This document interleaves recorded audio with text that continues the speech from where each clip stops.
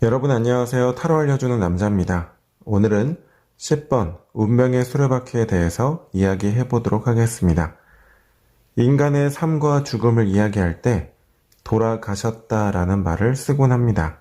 일상적으로 많이 쓰여지는 말이기 때문에 이 말에 대해서 궁금해 하셨을 분은 많지 않을 거라고 생각이 들어요. 하지만 이 말에 대해서 한 번쯤 생각해 보면 죽음이라는 거는 눈앞에서 영원히 사라지는 것이 아니라 태초의 상태로 돌아가셨다, 돌아가다의 표현입니다.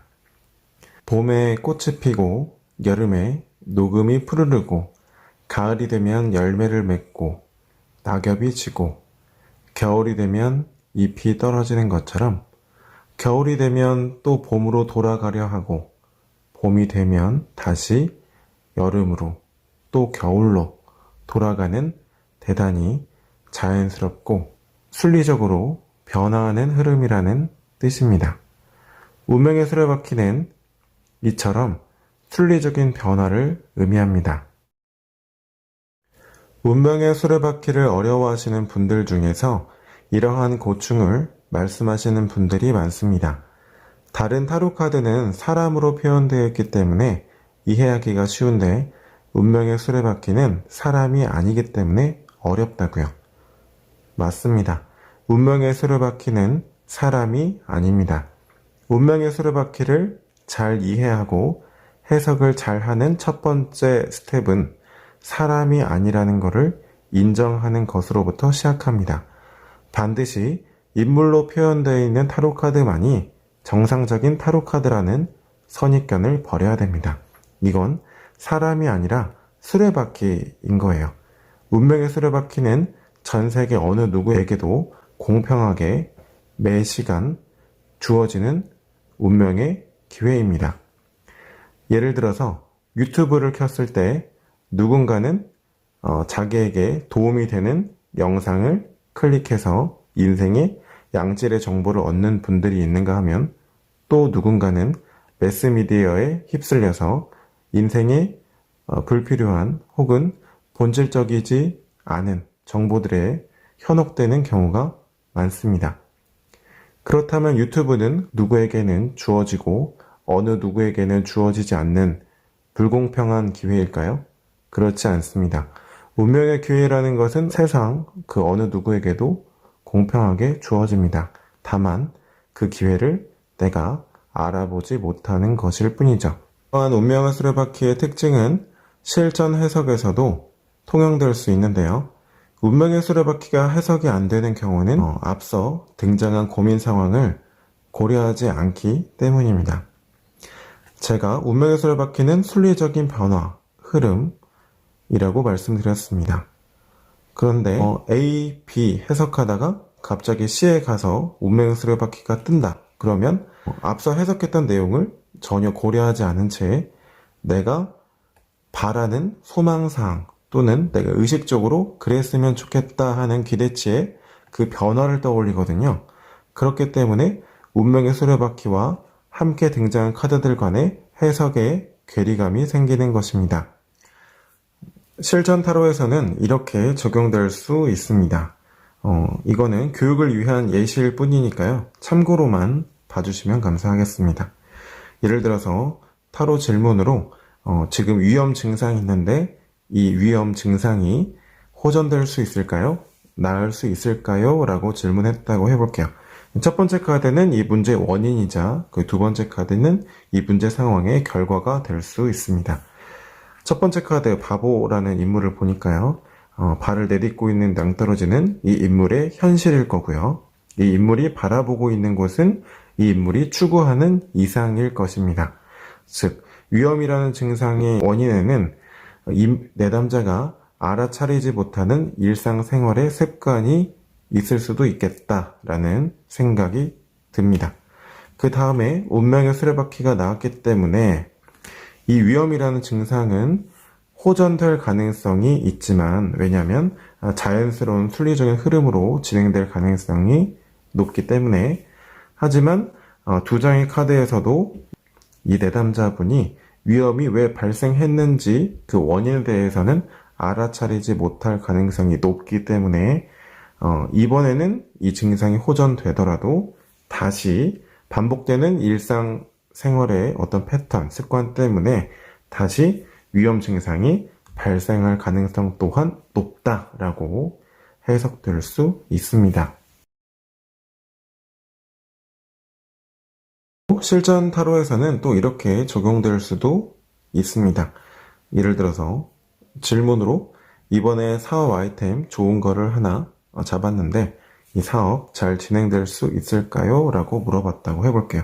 그럼 첫 번째 카드는 이 문제 상황의 원인이 될 수 있고요. 두 번째 카드는 어떤 결론에 해당되는 카드가 될 수 있습니다. 첫 번째 운명의 수레바퀴라는 카드가 나왔기 때문에 아마도 이 사업 아이템은 이 내담자가 아닌 누군가에게는 그냥 스쳐 지나가는 기회일 수도 있겠다라는 생각도 들고요. 그럼에도 내담자는 사업을 하고 싶다라는 열망이라든지 이 분야에 대한 관심이 있었기 때문에 이 사업 아이템을 잡을 수 있었을 거라고 생각이 들어요. 하지만 단순히 카드 한 장만으로는 운명적인 기회나 또는 전환점은 맞겠지만 아직은 준비가 조금 필요한 상황이다. 조금 이런 부분까지 알 수 있을 것 같고요. 근데 그 다음 카드에 바보라는 카드가 나왔습니다. 즉 내가 운명적인 기회나 어떤 전환점이 환경적으로 주어진 건 맞으나 어떻게 구체적으로 이 사업을 진행해야 될지 노하우라든지 아니면 현실적인 여건 또는 준비 상황이 부족한 상황이다. 혹은 내가 이 사업을 진행하고 싶은 열망은 크지만 내가 현실적인 여건이 부족하다는 것은 알아차리지 못하고 있다. 이렇게 해석할 수도 있을 것 같습니다. 수배학적으로 운명의 수레바퀴는 숫자 10에 해당합니다. 숫자 10은 끝이자 새로운 시작이라는 의미가 있는데요. 끝이라는 단어 때문에 모든 게 다 끝나버리거나 암울한 이미지를 떠올리기 쉬울 것 같습니다. 하지만 수비학적으로 숫자 10은 굉장히 모든 것들이 다 끝나버리고 부정적인 상황만을 의미하는 게 아니라 이런 걸 생각해 보시면 쉬울 것 같아요. 예를 들어서 여러분에게 이렇게 물컵 하나가 있습니다. 물컵이라는 거는 안에 그 용량이라는 게 정해져 있죠. 그래서 무한정 물이나 어떤 액체류, 음료를 담을 수 없을 것입니다. 분명히 여기에 액체를 붓다 보면 끝이라는 게 존재할 거고요. 또 거기에 음료를 붓다 보면 넘쳐 흐르는 일이 발생할 수도 있습니다. 그렇죠? 즉 모든 것들이 가득 채워지면 비워지거나 새롭게 시작될 수밖에 없는 것이 순리적인 변화인 것입니다. 그래서 이러한 수비학적 숫자 10이라는 의미를 표현하기 위해서 운명의 수레바퀴라는 이미지를 구현해 놓았다. 이렇게 생각해 보시면 쉬울 것 같습니다. 운명의 수레바퀴와 함께하는 명상의 시간 시작해 보도록 하겠습니다. 앞서 수비학적인 설명을 드릴 때 숫자 10이라는 건 물컵을 떠올리라고 설명드린 바 있습니다. 물컵에 물을 가득 채우면 언젠가는 넘쳐 흐르게 되어 있습니다.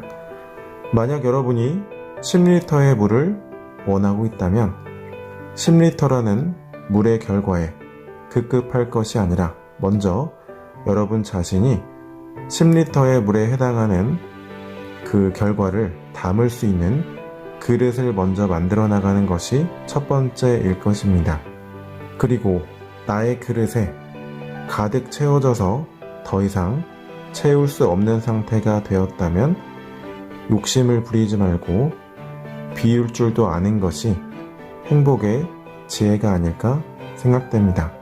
그렇다면 우리의 삶을 행복한 운명으로 만들어가기 위해서는 어떻게 해야 할까요?